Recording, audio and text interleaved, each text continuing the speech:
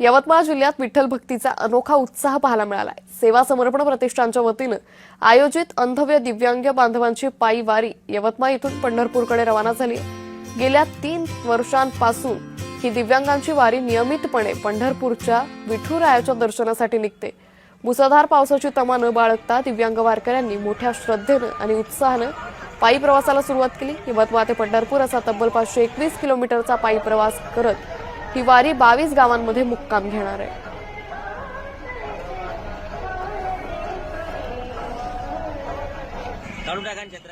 कार्यक्रमाचा हेतू दिव्यांग बांधवांचा आत्मविश्वास वाढवणं आहे।